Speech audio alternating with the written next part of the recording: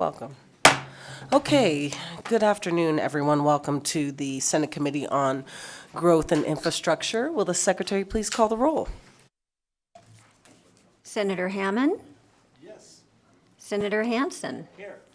Senator Pazina? Present. Senator Spearman? Here. Chair Harris? And I am here. Thank you. Looks like we have a quorum with all members present. We're going to go ahead and jump right into it. We have two bills on the agenda today, but before we do that, we're going to start with a work session. We've got three bills. I will hand it over to Ms. Rossiter to walk us through the work session document. Thank you, Chair Harris. For the record, Kristen Rossiter, Committee Policy Analyst and Nonpartisan Staff of the Legislative Council Bureau. As such, we do not advocate on behalf of or in opposition to any proposed legislation considered today. The first item on the work session is AB 2, Assembly Bill 2, which was sponsored by the Assembly Committee on Growth and Infrastructure on behalf of the City of Sparks and was heard by the committee on April 19th. Assembly Bill 2 authorizes vehicles used by a local government agency for the construction, maintenance, or repair of highways and vehicles used by contractors of a local government agency to aid motorists or mitigate traffic incidents to be equipped with tail lamps that emit non-flashing blue light, and authorizes the use of such lamps under certain circumstances. Additionally, the bill requires the driver of a vehicle to take certain precautions when approaching such a vehicle that is making use of its blue tail lamps. Thank you. Committee members, do we have any questions? Okay, not seeing any, I'll accept a motion. We've got a motion to do pass from Senator Hansen, a second from Vice Chair Spearman. Any discussion on the motion? Seeing none, all those in favor signify by saying aye. Aye. Any opposed, nay? Motion carries unanimously. Ms. Rossiter. Thank you, Chair Harris. The next item is Assembly Bill 47, which was sponsored by the Assembly Committee on Growth and Infrastructure on behalf of the Nevada Association of Counties and was heard by this committee on April 19th. Assembly Bill 47 provides that a governmental entity is not prohibited from constructing, operating, or maintaining a trail for use by off-highway vehicles that is adjacent to or near a highway, including without limitation a paved highway. Committee members, any questions on AB 47?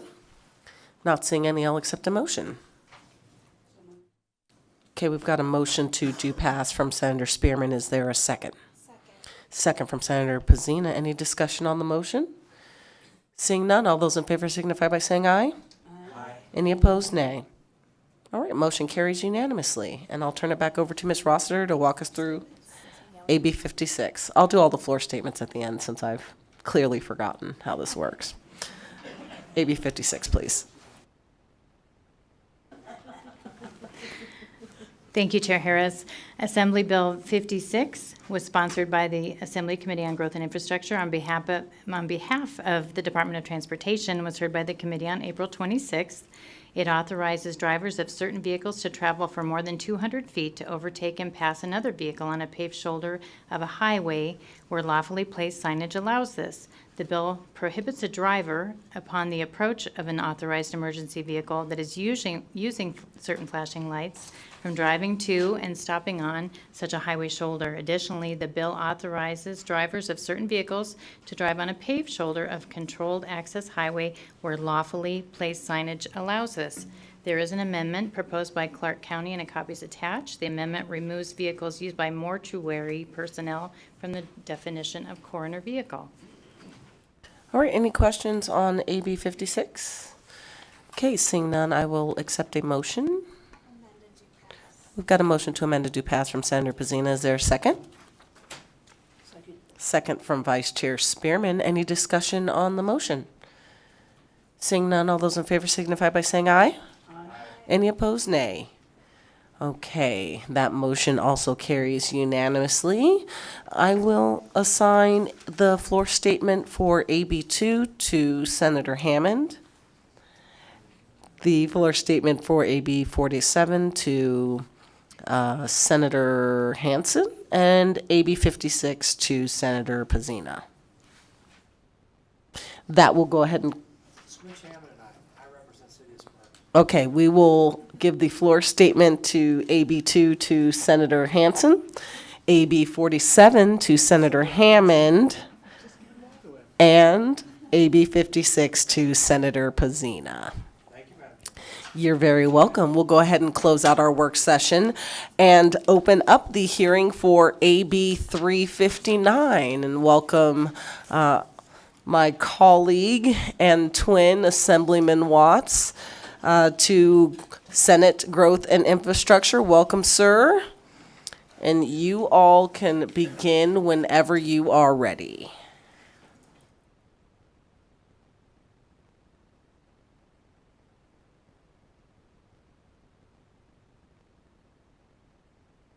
Thank you very much, Madam Chair, members of the committee. It's good to be here. For the record, my name is Howard Watts. I like the reminder here, by the way. And I have the pleasure of representing Assembly District 15 in the heart of Clark County. It is my pleasure to present Assembly Bill 359 for your consideration today. I am joined by MJ Maynard, the head of the RTC of Southern Nevada, as well as Danny Thompson, who serves on the TRAC, the Transportation Resource Advisory Committee for the RTC. I will provide some brief background on the bill. I will not do a walkthrough. It's pretty simple. So I'll explain why we're here and what the bill does, and then turn it over to my co-presenters, and then we're glad to answer any questions that the committee may have.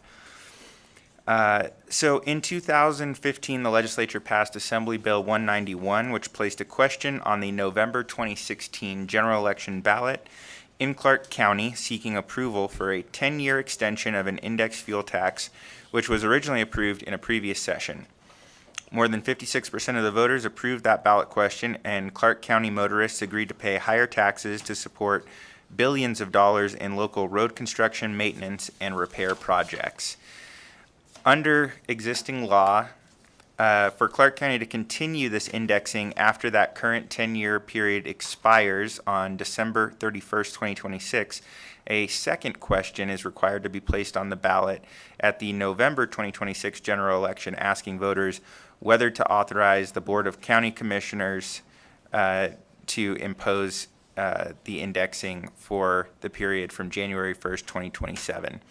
If that's approved by the voters, indexing would continue beginning January 1st, 2027, and would go on indefinitely, which would be the same as the current indexing system in Washoe County. If the question is not approved, then the indexing calculations and increases in those rates terminates with the index rates established on July 1st, 2026. Those final rates, however, must continue for any period during which there are outstanding bonds secured by those index tax rates. So that brings us to Assembly Bill 359, which you have before you today. Instead of requiring the approval of a second ballot question to continue the annual indexing on and after January 1st, 2027, this bill authorizes the continued increases if the Clark County Board of County Commissioners on or before December 31st, 2026, adopts an ordinance by a 2/3 majority extending increasing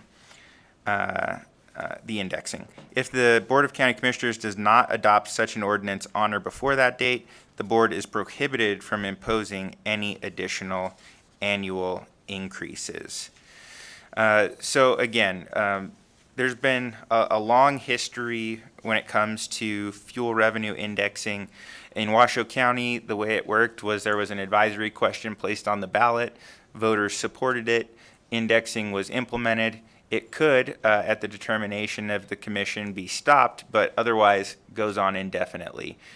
Ultimately, what happened in Clark County is we did the same thing, but we're now faced with the prospect of a second ballot question to continue indexing indefinitely, which has not existed in, I would say, any other county, but Washoe County is our only other county that is implementing fuel revenue indexing at this time. And, what we really have seen and what you'll hear from my co-presenters is how critical this funding stream is for our transportation infrastructure in Southern Nevada. And so what we want to do is get some alignment, put it back to the county commissioners. I think I'm sure we'll hear some questions or concerns about accountability to the voters. So it's going to go to the Board of County Commissioners. It's going to require a 2/3 vote. And all of those commissioners are going to be on the ballot before and after the date that's set forth in this bill to be accountable to the voters. And from everything that I've heard, and I think that you'll hear as we go through the presentation and get into testimony, there is broad support. There's broad recognition of the need of this, the potential detriment if we lose indexing and see the continued erosion of our transportation funding streams is pretty dire, and the county and other folks that are other local governments and folks that are part of the RTC are in support of this. So with that, I will turn it over to Mr. Thompson. Thank you, Chair Harris. For the record, Danny Thompson, representing the Operating Engineers Local 12, IBW 396, and Labor's 872, in full support of this bill. I'm also the Vice Chair of the Transportation Resource Advisory Committee. I think Chair Watts did a very succinct job of describing what this issue is. I can't tell you how critical the continuation of this program is for the residents of Clark County. I know Washoe County enjoys indexing now and are reaping the benefits of that. Since the inception of FRI in Clark County in 2014, it's generated more than $1.95 billion to fund 405 projects in Clark County that would not have been built without this funding. The infrastructure in Clark County not only benefits the residents of Clark County, but the 43 million visitors that we receive every year. It's critically important to maintain that infrastructure so that they can get there and spend their money and generate our tax dollars that come up here and make the state work. And so this is very important that this funding continue. And I think you're going to see that there is broad support in the community for this. And so I'm going to turn it over to CJ Maynard, who's the CEO of the Transportation Authority for Southern Nevada. Thank you. Thank you. Chair Harris, Vice Chair Spearman, thank you, and members of the committee. MJ Maynard for the record. So let me get started here. So Southern Nevada roadway funding is broken down into these three sources. We've got motor vehicle fuel tax, sales tax, and fuel revenue indexing. Roadway funding makes it possible for the RTC in coordination with the member jurisdictions, and that includes the City of Las Vegas, the City of Henderson, North Las Vegas, Boulder City, Mesquite, and unincorporated Clark County to move forward with projects, whether it's planning, design, construction, or just roadway maintenance. And as you heard, millions of visitors and residents benefit from this on a daily basis. These projects create jobs. They certainly put small businesses to work, and they clearly improve the local economy. And I will go over, just for the record, the timeline and some of the particulars around fuel revenue indexing.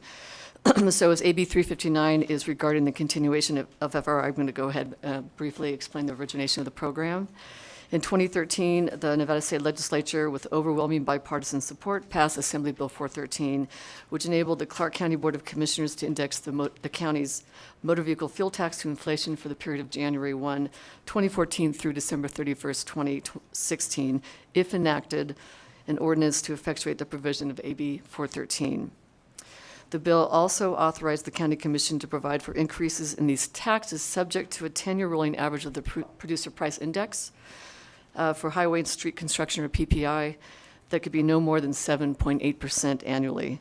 On September 3rd, 2013, the Clark County Board of Commissioners approved ordinance number 4126, which approved FRI in Clark County and included a 10-cent total cap on increases for the first 3 years. In 2015, the Nevada State Legislature passed Assembly Bill 191, which simplified the ballot initiative language and process under AB 413. The legislation gave authority over the decision to institute fuel revenue indexing to each county's voters rather than placing it as a statewide question on the ballot. In November 2016, Clark County question number 5 was approved by a vote of the people, which extended FRI through December 31st, 2026. At that time, FRI was rejected in all other counties excluding Washoe County, which of course you know has had the program in place. On March 21st, the County Commission amended the 2013 ordinance to cap any increase to the FRI to 4 cents per gallon annually as part of the ballot question. So that historical background brings us to the current Nevada gas tax breakdown. So today, as you can see here on the slide, 69.5 cents is collected for every gallon of gas sold in Clark County, 52.2 cents through motor vehicle fuel tax, and 17.3 cents through FRI. Of that 69.5 cents, 27% goes to the federal government, 30% goes to the state of Nevada, 12% goes to Clark County, and 31% goes to the RTC. So, you know, this is something that we promised the voters, that we would be very transparent and accountable in tracking how this money is spent and who's being put to work. And so since 2014, 405 FRI projects have been awarded. Of those 405 projects, 201 are completed projects, and we have 87 active construction and 117 active design FRI projects. Nearly 100 local small businesses have received work from FRI. We have contracted $1.95 billion in FRI through the local jurisdictions. And finally, as you can see on the slide, the projects funded and developed in partnership with the local jurisdictions have created more than 10,000 new jobs. So this slide, when we look at Clark County, this is the visual of the 201 completed. These are completed FRI projects. And here are the 87 active construction and 117 active design FRI projects. And so, as you know, the cost of building and maintaining projects has increased due to inflation. So for example, you will need $1.35 million in 2024 to build the same project you constructed in 2014 for $1 million. The blue line on the slide here is the annual PPI, and as you can see, it's quite volatile. The green line represents the 10-year rolling average PPI. This average is the percentage used to calculate the annual indexing revenue increases. The challenge is that the FRI program is in place only until 2026. Passage of Assembly Bill 359 could help continue fuel revenue indexing and generate nearly $1.2 billion over the next 10 years. The nearly $1.2 billion from the FRI revenue projections doesn't just go to the RTC, it also goes to the state and Clark County for Southern Nevada projects. But it's important to note that the $607 million here for the RTC, most, if not all, goes to the local jurisdictions. We are the pass-through for the funding that goes to the cities and Clark County. The FRI program will help address inflation. It's going to, again, sustain jobs and allow us to maintain and build transportation projects that will benefit Southern Nevada. And that is my presentation. All right, thank you so much. Committee members, do we have questions? Yes, Senator Pizzina. Thank you so much, Chair, and thank you very much for the presentation. It's great to see you all. I did have a question. If AB 359 were not to pass, and if this were to fail a ballot initiative, can you please share with the committee the consequences and what that would mean for the infrastructure in Clark County? Thank you very much for that question, Senator Pizzina. Howard Watts for the record. I'd like to talk about it a little bit bigger picture. I think RTC can talk a little bit in greater detail about what we would see on the ground. One of the reasons that I'm so passionate about this, and that so is Assemblywoman Monroe Moreno, who I should mention is the lead sponsor on this, who has been working on issues related to transportation funding, I think for her entire tenure, but certainly since I've been in the legislature over the last 4 years, and has been involved in a variety of working groups to make sure that we are able to maintain this infrastructure. So what I want to say at a high level is there are multiple things that we're struggling with in terms of maintaining resources for our transportation infrastructure.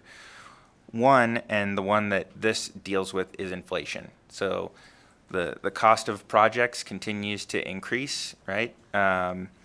And the fuel tax that we have is not a percentage-based system. It is cents-based. And so in the absence of indexing, inflation erodes the purchasing power of fuel revenue over time. Another issue that we have is increased fuel efficiency and the changing fuel makeup of our vehicles. So we're seeing increase in electric in particular, but alternative fuel vehicles. And then we've seen fuel economy significantly increase over time. That has also started to become a significant challenge because the amount of gasoline that this is applied to relative to the size of the fleet is changing, and so that is an eroding factor as well. And so if we don't get some of these factors in control, we're going to just continue to see the funding base for these projects decline, and we're going to continue to struggle to be able to build and maintain critical infrastructure. So this isn't the entire solution. Both Assemblywoman Monroe Moreno and myself have been actively engaged in conversations to figure out some of those bigger structural fixes. But ensuring that we don't slip back any further is kind of what this is about. While it certainly has brought in additional revenue and funded all these projects, in the bigger picture, this is about keeping us from slipping back in our ability to fund these projects. And if we are not able to extend this, what we are going to see is the quality of our transportation infrastructure degrade, and I think significantly over time. Chair Harris, through you to Senator Pazina. MJ Maynard for the record. You can go directly. Okay, thanks. As I mentioned earlier, inflation is impacting just currently the pot of money that the jurisdictions have. We're finding that the estimates are coming in some cases 50% to 100% more than what they originally anticipated. And so just the spending power of today's funding model that we have with the current FRI program has been impacted significantly. Back in 2011, 2012, when we were looking at our roadway budget, we knew, our funding source, we knew that we were going to run out of money. Literally, we would have about $21 million per year, which obviously was the impetus into the fuel revenue indexing the first 3 years and then ballot question. That same thing will happen at a different number, but we'll look at, while there's still PAYGO money that we'll receive, the amount of money that we'll receive on an annual basis will be severely limited. And to Assemblywoman Watt's point, it will significantly impact what we can do in terms of not only new projects, but it's really important that we're investing millions and millions of dollars in our roadway infrastructure, and not to be able to properly maintain them in the way that we should will also have an impact. Chair Harris, if I could just add to that, on the track committee, we're struggling with all of these projects, and I know all of you are the ones who get the complaints about the roads or potholes and, need to be repaired. One of the things we're struggling with now is what do we do about a working transit system? And we currently have a system that needs help, and if this were to fail, I mean, you can scrap any discussions of transit in any real meaningful way. We would have to devote all of our attention to filling this hole, because literally this is where it starts. Additional questions? Senator Spearman. Thank you, Madam Chair. So first of all, thank you for the forward thinking.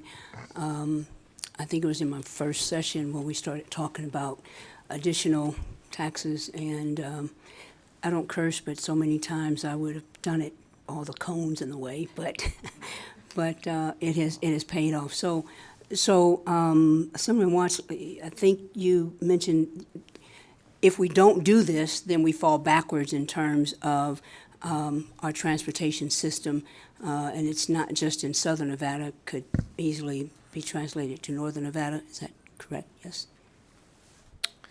Thank you for that question, Senator. Howard Watts for the record.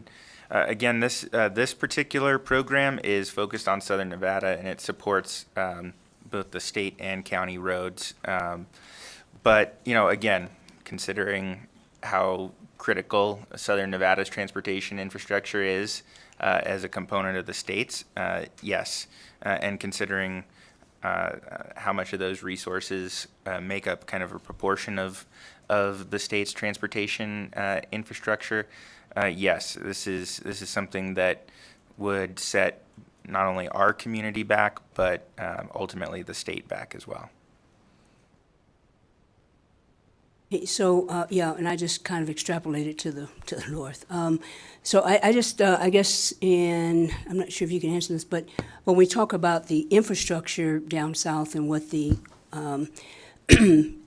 expanding this or extending this would do, is that take into consideration the $3.8 million that we've already gotten from the U.S. government for hydrogen fuel cell buses? I know you all are ordering them, so how does, and I want to look at this from a standpoint of the collaborative effort, if that makes sense to you. Yeah. And I know this deals with gas, I understand that, but I'm just, we're talking about, what does this do for our collective transportation system? And maybe, Mr. Thompson, maybe you said that, just trying to get a clarification. Senator Spearman, well, you're exactly right. I mean, it really is about the totality of how people move in Southern Nevada. We certainly look forward to going after federal funds. As I think you're aware that we actually just now received our first 2 hydrogen fuel cell electric buses just this past month. And so while there's funding that would, through the passage of AB 359 that would be dedicated to roadway funding, it then leaves opportunities then for other funding sources that we would collectively go after, particularly at the federal level, that could concentrate on a zero-emission vehicle plan to include hydrogen fuel cell electric. Howard Watts for the record. Just to add on to that, we're facing multiple challenges in Southern Nevada, frankly. So we're facing challenges with funding for our transit service as well. And again, that's another conversation that we really need to have.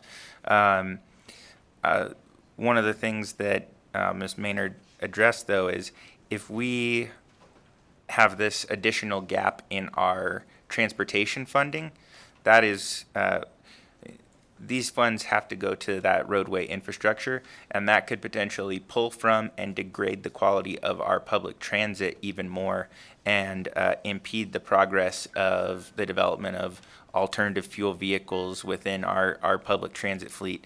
I think the other piece of your question is kind of how do we factor everybody into the formula? And those are, I've been convening weekly meetings to talk about that very subject and figure out how we address the other piece of this transportation funding puzzle, which is efficiency and alternative fuels.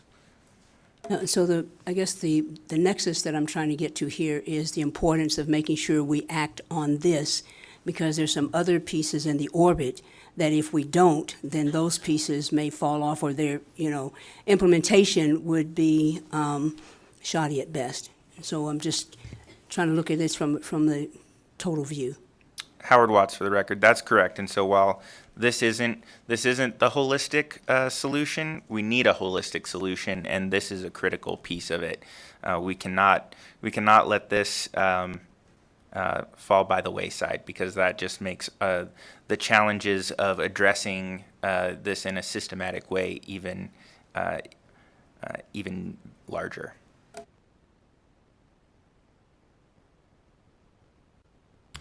All right, Senator Hansen.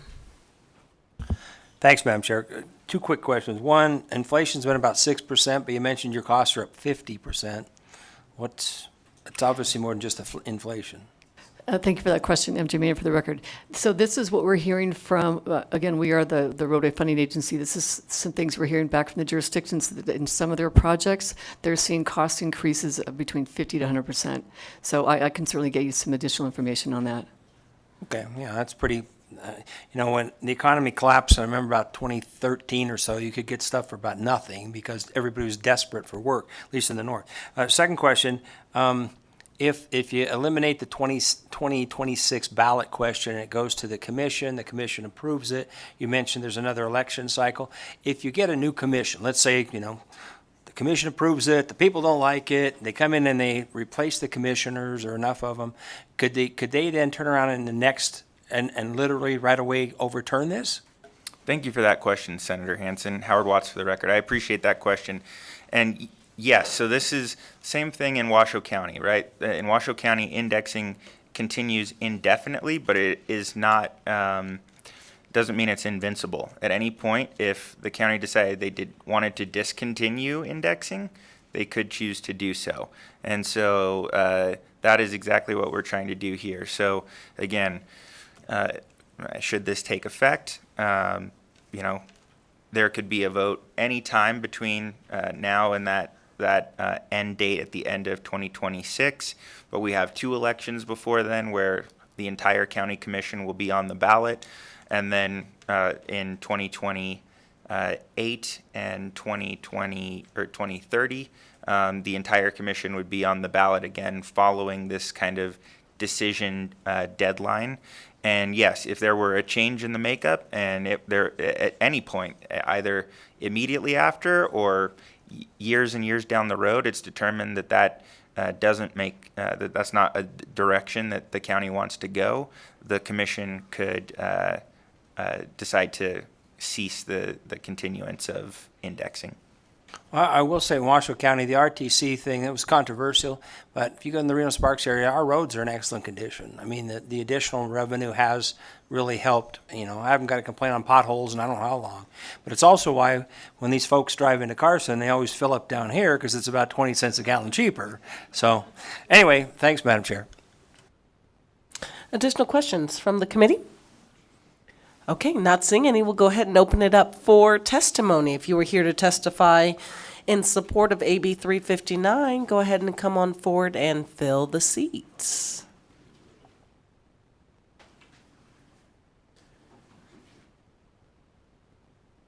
Go ahead and begin when you're ready. Just state your name and spell it for the record. Well, thank you, Madam Chair. Committee members. Thank you, Madam Chair. And committee members, my name is Stacy Lindberg.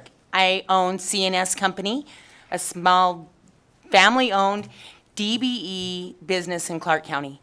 We work 100% from the municipalities for the state of Nevada and all the public works projects. When this first started in 2014, this was a huge thing for us to get behind was the fry situation.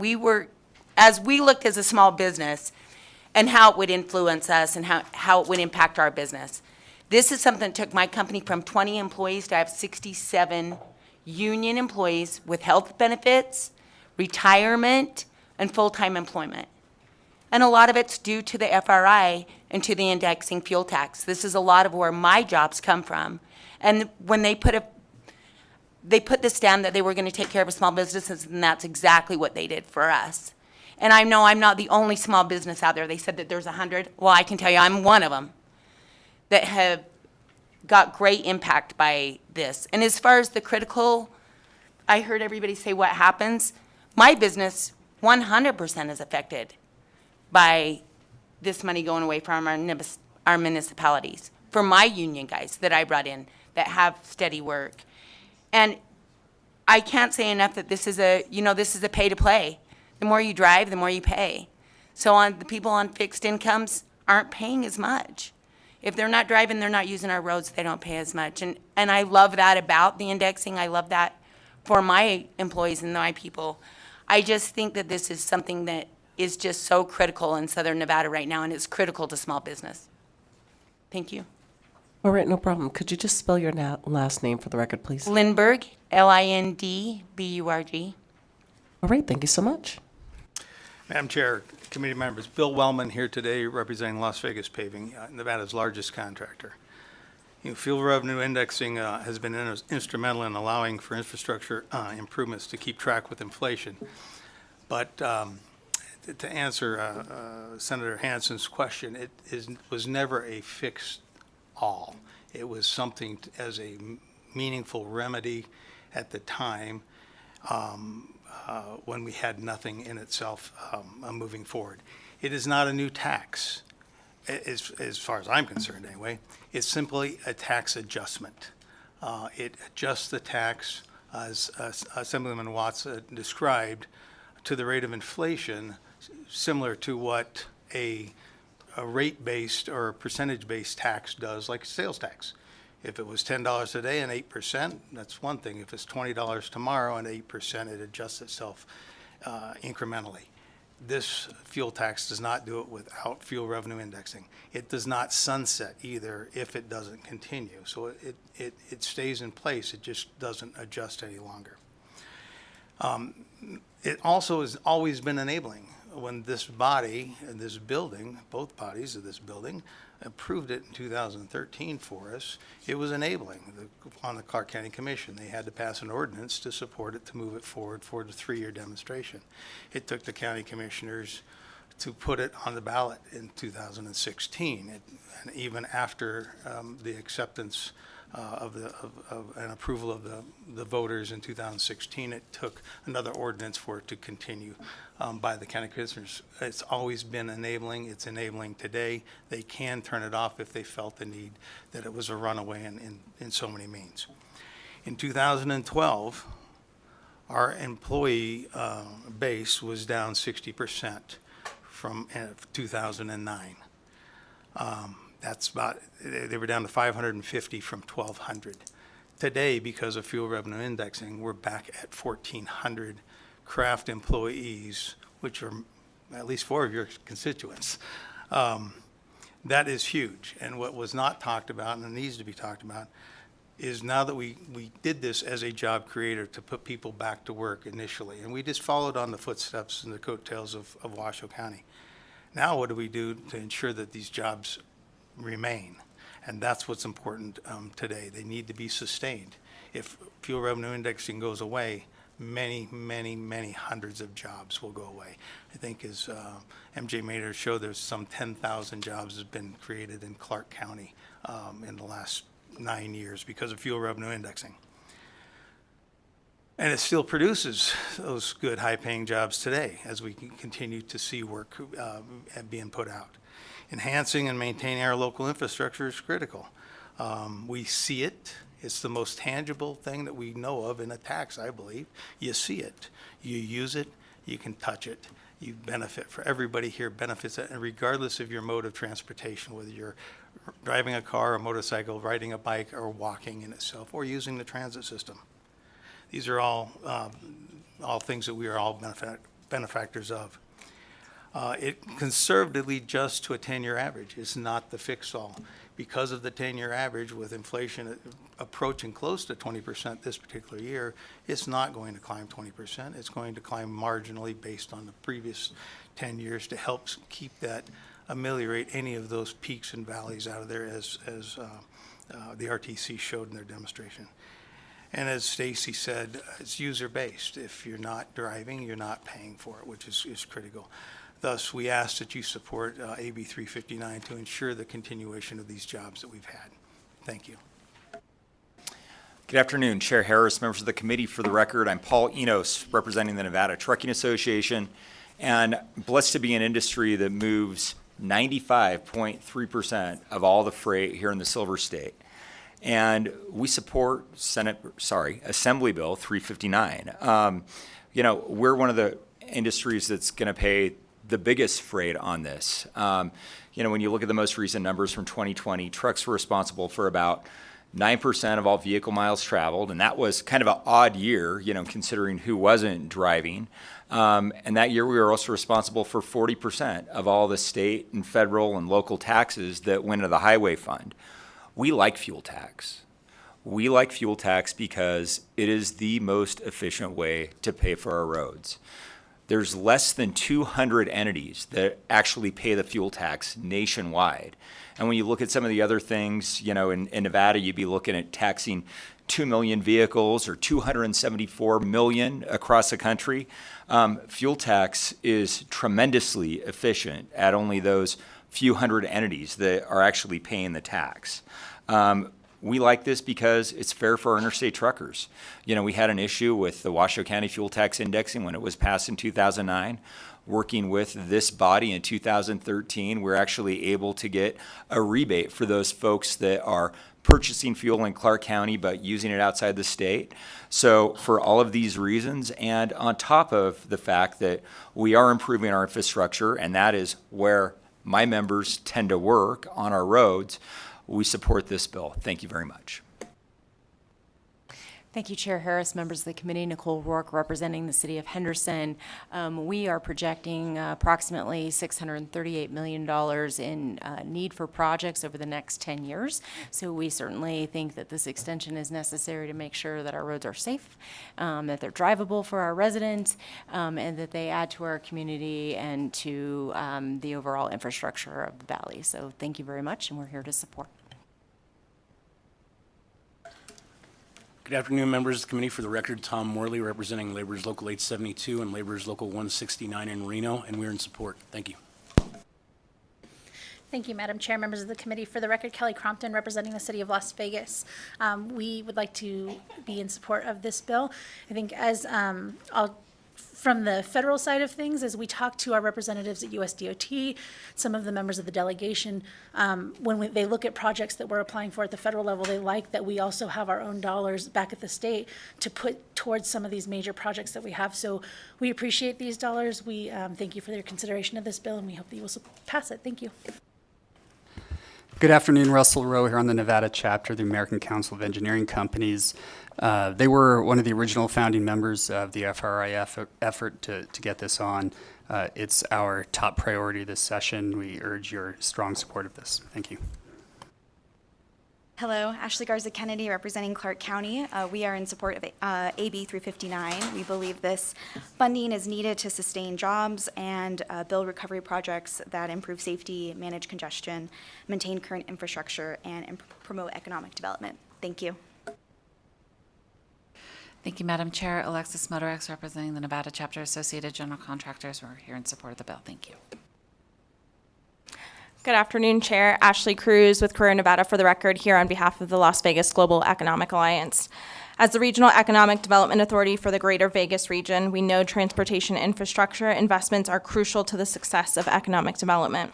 And that economic success works to enhance regional quality of life and generates new out-of-state tax revenues in which Nevadans can enjoy. For Southern Nevada, funds through fuel revenue indexing have directly and positively impacted the region by enhancing accessibility, which supports industry and those needing access to jobs. Efforts to expand and improve the transportation system also attracts and supports new businesses and investments in the area. Made evident by the tremendous development in businesses and residential communities to accommodate our community's continued rapid growth. From the vantage of LVGEA, supporting critical infrastructure needs is imperative in our mission to growing the economy in Southern Nevada. We strongly urge your support in this proposal. Thank you, Madam Chair and members of the committee. For the record, my name is Paige Barnes with the Ferrado Company, here today on behalf of Granite. We are here in support of AB 359. Fuel revenue indexing is crucial to the sustainability of our critical infrastructure. It goes beyond roadways to safety. AB 359 is important to our employees and the communities we serve. We strongly urge your support for AB 359. Thank you.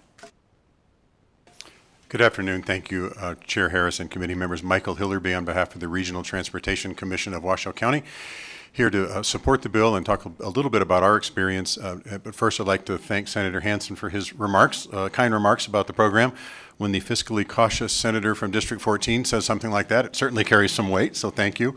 It has been a really important program in Washoe County. It has enabled us to try to keep up with the increased costs. I think it was mentioned in the presentation, but it's important to know that CPI type figure that they use is a 10-year rolling average. So Senator Hansen, to your point, inflation does spike quickly sometimes and go back down, but that 10-year rolling average provides some predictability there.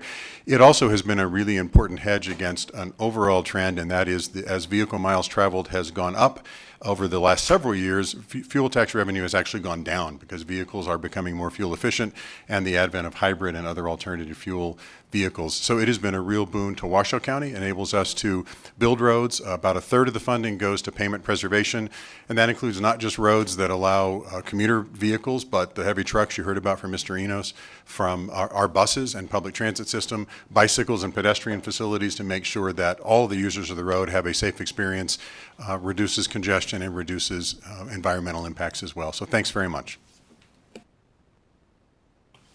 Good afternoon, Chair Harris and members of the committee. For the record, my name is Nick Schneider, representing the Vegas Chamber. And I know we have another bill coming up, so in the interest of time, I'd just like to echo the comments of my colleagues who spoke before me, and we urge your support of AB 359. Thank you. Good afternoon, Chair Harris and members of the committee. My name is Candace Townsend, and I represent the City of North Las Vegas. I'm here to testify in support of AB 359. The continuation of the fuel revenue indexing funding will allow for us to continue to address the city's infrastructure, improve congestion, and improve safety for all modes of traffic. We have used the funds to perform various safety improvements near school sites as part of the school safety program, ADA upgrades to improve the ADA accessibility citywide, and major roadway construction and reconstruction, such as improving Las Vegas Boulevard, Lamb Boulevard, and Simmons Street. I want to thank Assemblywoman Monroe Moreno, Assemblyman Watts, and the RTC for bringing this bill forward. We support AB 359, and we urge you to do the same. Thank you. Andy Donahue, Labor Employers Cooperation and Education Trust. Support of this bill is a strong way to continue building. Thank you. Good afternoon, Chair Harris and members of the committee. For the record, Christina Kleist with Brownstein here today representing the Latin Chamber of Commerce. We are in full support of this bill and want to thank the sponsors for taking the necessary steps to ensure communities keep moving forward. AB 359 is critical for individual jobs, small businesses, and economic development throughout Southern Nevada. In the interest of time, we'll echo many of the comments already made. Thank you. Okay, we'll go ahead and go down to Las Vegas for testimony in support. Go ahead and begin when you're ready. Don't forget to please state your name for the record. Good afternoon, Ann Barnett. I'm the CEO of the Nevada Contractors Association, representing the construction industry, which includes diverse small contractors and suppliers. We are in full support of AB 359 that would continue to provide quality jobs to thousands of people and give more opportunity for businesses to thrive in Nevada. A lot of our contractors are relying on this. This has been proven by facts to be an important funding resource that truly gives back to our community by supporting our infrastructure and economy overall. And we ask that you join us in support. Thank you. Taisha Moore for the record. Good afternoon, Chair Harris and members of the committee. My name is Taisha Moore, President of G3 Electrical. We are a woman, minority-owned, disadvantaged small business. I also serve as the Vice Chair of the Diverse Contractors Council for the Nevada Contractors Association. We are in support of AB 359. Fuel revenue indexing has helped many diverse contractors, including us, work on much-needed projects in Clark County. Thank you so much. I would very much appreciate your support of this legislation. Thank you so much. And Ms. Moore, could you please spell your first name for us, please, just to make sure we get it correct? Tiesha. All right. And I'm going to assume Moore is Moore. That is correct. All right, great. Thank you. Thank you. Okay, BPS, can we check the phone lines, please, for any testimony in support of AB 359? Chair, there are no callers to provide testimony at this time. All right, we'll go ahead and come back here to Carson City for testimony in opposition. Anyone to testify in opposition to AB 359?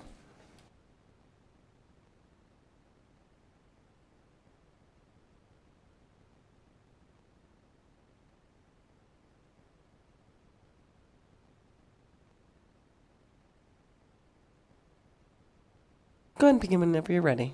Good afternoon, Madam Chairman. My name is Janine Hansen. I'm the state president of Nevada Families for Freedom. None of us oppose good roads. We're all in favor of that. My concern with this is that there was a promise made to the voters that they would be able to vote on this again. This bill denies that opportunity to them. It's essentially anti-democratic because they don't have the opportunity to vote. It doesn't mean that if this bill doesn't pass, that they won't have funding in the future. It just means that they have to go back to the voters and sell them. They've done a good job today of selling to you why this money is needed, and they could certainly do that with the voters who are being left out of this discussion. I think it's important for us to remember that right now is a very difficult time for the average family. The Institute for Policy Innovation in the U.S. reports that the total tax burden, including federal, state, and local taxes and hidden taxes, is equal to 56% of the annual personal consumption spending. 56% is more than a family spends on housing, food, healthcare, transportation, education, and recreation.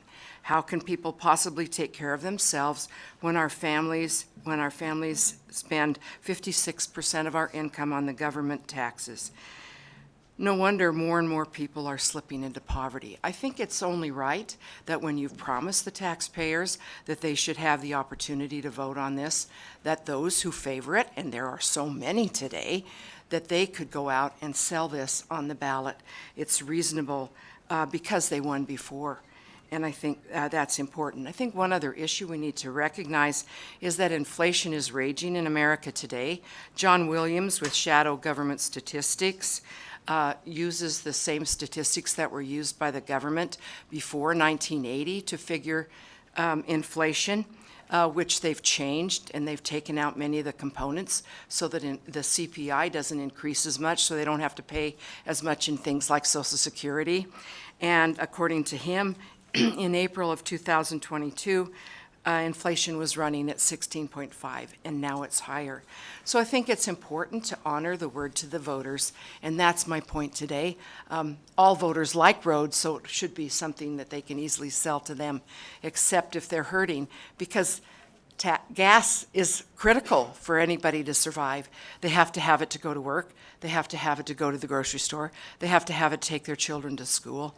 And it's a huge impact on families when so much of their money is going to transportation and so much more are going to taxes. Thank you.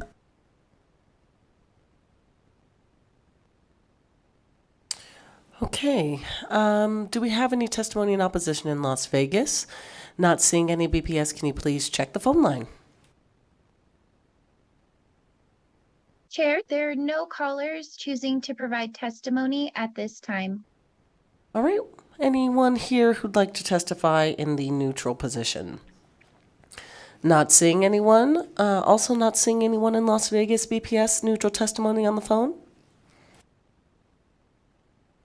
Thank you, Chair. There are no callers at this time.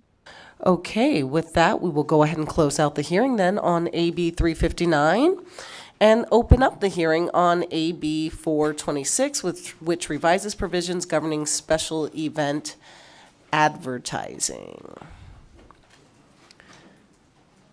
And Mr. Gillis, you can go ahead and just start whenever you are ready to go. All right. Thank you, Chair Harris, and the rest of the committee members. For the record, I'm Scott Gillis with the Griffin Company, representing the Las Vegas Convention and Visitors Authority. In the Grant Sawyer building, you'll probably see up on the monitor, we have Carolyn Bateman, who is the General Counsel for LVCVA. She's going to present the specifics on the bill. Before I turn it over to Ms. Bateman, I would just like to note for the committee that with the amendment that passed out of the Assembly on AB 426, it's now a pretty short bill. I think there's effectively one section of statute that has changed with the bill. But it's a very significant bill for LVCVA and the sponsors of the largest events that will be coming to Southern Nevada in the coming months and years. So with that, I will turn it over to Ms. Bateman to present the bill. Go ahead and begin whenever you're ready, Ms. Bateman. Good afternoon, Chair Harris, members of the committee. Thank you for the opportunity to present AB 426 for your consideration. Before I start, I would like to thank the entire team at LCB, but specifically the great Brian Fernley, who worked with us on this language for several months to get it just right. I would like to thank Director Togliatti and his team at the Department of Public Safety, as well as Director Larkin Thomason and her team at the Department of Transportation. Thank you to Clark County, specifically Commission Chair Gibson, but the entire staff, specifically those at Public Works as well as Legal, for their input and advice. And finally, to Speaker Yeager, as well as Assembly AG&I Committee Chair Watts for their early support and the feedback they gave us as we moved through this process. Moving on to the bill, NRS 484B.313 provides a general prohibition on commercial advertising on highways. Subsection 5 of the statute contains 3 specific exceptions to the general prohibition. Those exceptions allow advertising on touchdown structures, monorail stations, and benches and shelters for public mass transportation. AB 426 proposes to add a 4th exception to that list. It is an enabling statute that will allow public authorities such as cities and counties to permit organizers of special events to place advertising on highways for a period not to exceed 14 days on their behalf or on behalf of their sponsors and partners. The advertising will be subject to the terms and conditions that the public authorities with jurisdiction over the highways will establish in written agreements with the special event organizers. Those conditions will include license fees, permit fees, permissible locations for the advertisements, and any other terms that the public authorities deem appropriate. The advertising cannot constitute a hazard, and it cannot prevent the safe use of the highways by the public as determined by the public authorities. A special event means a sporting event, a concert, festival, or similar type of event that will generate at least $250 million in economic impact to the jurisdiction in which the event will take place. That economic impact must be certified by the applicable county fair and recreation board, and the event must be designated as a special event by the public authority with jurisdiction over the pertinent highways. The event organizer must also obtain a special event permit from those specific public authorities. A highway for the purpose of AB 426 means the entire width of a public right-of-way when that right-of-way is open either in whole or in part to the public for the purpose of vehicular traffic. It does not include interstate highways such as the I-15 or the I-80, as those are governed by federal law in terms of advertising. It also does not include primary highways or other highways in the state under the jurisdiction of the Department of Transportation. The LVCVA respectfully requests your support of AB 426. This bill is important to us. It is a tool that we will use and continue to use as we work hard to not only maintain the exciting special events that we have coming up in the jurisdiction, but also to draw in new impactful events to the destination. It will also assist us and public authorities in offsetting costs that we all incur as we host these special events. So thank you again to the entire committee for your consideration. Mr. Gillis and I are happy to answer any questions that you may have. Go ahead. Yes. Thank you, Madam Chair. There's one piece I just want to get on the record regarding the bill. As Ms. Bateman mentioned, there are currently some exemptions in law for this advertising. One of those is for the existing pedestrian bridge touchdown structures on the Strip. That the existing touchdown structure exemption is found in NRS 484B.313, subsection 5C. And just want to clarify for the record that AB 426 and this new exemption it would create is not intended in any way to supersede or disrupt those existing advertising agreements that would result in those touchdown structures advertisements to be removed or replaced. With that, Madam Chair, we're done. Happy to answer questions. Committee members, do we have questions? All right, look at that. We'll go ahead and open it up for testimony. If you're here to testify in support of AB 426, go ahead and take your seats.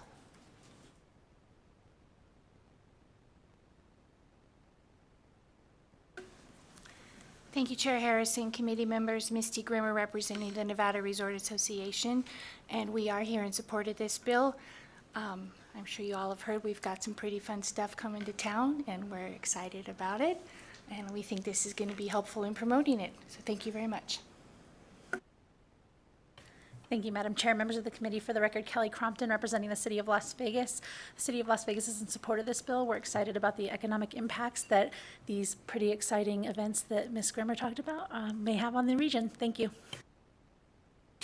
Good afternoon, Chair Harris, members of the committee. Nick Schneider representing the Vegas Chamber, and we are in support of AB 426 as it does allow additional economic development throughout our tourism corridors, especially in regards to these massive scale events and their promotion. Thank you so much. Hello, I'm Sarah Collins with I3 Public Affairs representing the Nevada State Convenience Store Association. We are also in support of the bill. Okay, not seeing anyone else here in Carson City and no one in Las Vegas. BPS, can we check the phone lines for support for AB 426, please?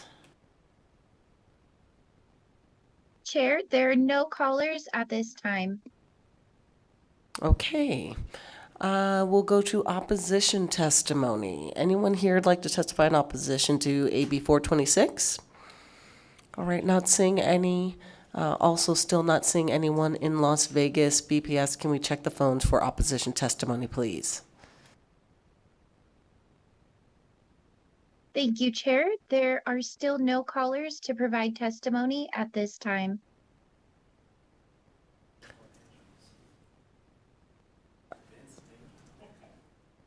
All right, is there anyone here who'd like to testify in the neutral position? Okay, also not seeing anyone in Las Vegas. BPS, can we check the phones, please? Chair, there are no callers at this time. All right, we'll go ahead and just note for the record that NACO is waving its hands and does not want to testify at all. Get that on the record. Okay, with that then, we can go ahead and close out the hearing on AB 426. Did I do neutral? Yeah, you did. Lovely. I did do neutral. Yes. Okay. With that, we'll go ahead and close that hearing then and open it up for public comment. Anyone here to testify for public comment? Anyone in Las Vegas? Okay, BPS, can we check the phone lines for public comment, please? Chair, the lines are open and working, but there are no callers at this time. All right, thank you so much.